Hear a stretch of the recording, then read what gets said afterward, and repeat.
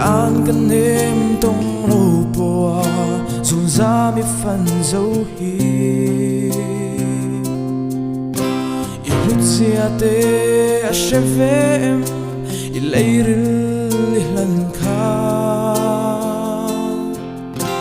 avan nei zia a thiar thinem kei lungmawl duhsam ber ata ani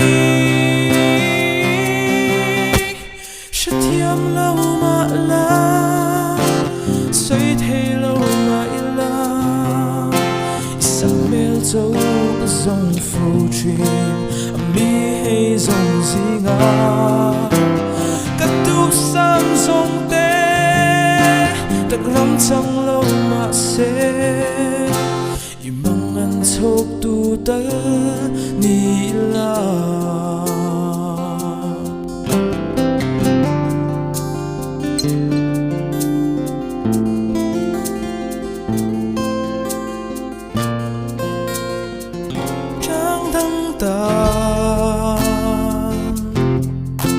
ka fello te a so chi lo I tel lo chuan anh ti ma hian num na nei chuang lo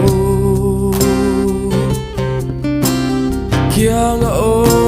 han thlang te la kan nei zong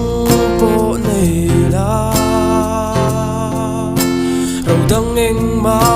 ka du chuang lo I nung do lin dam chung ka pang anga thiam lo ma.Hla theh lo ngaihthlak sak mel zo ka zong fo thin mi hei zong zinga ka duhsam zong te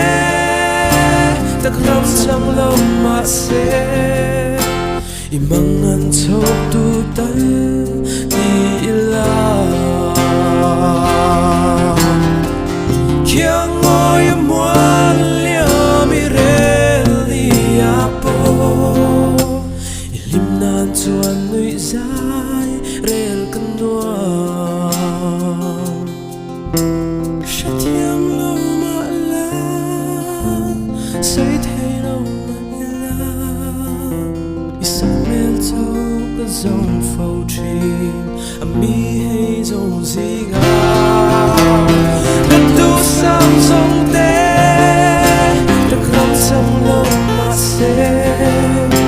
I mang an chok tu tal ni.Hla I mang an chok tu tal ni.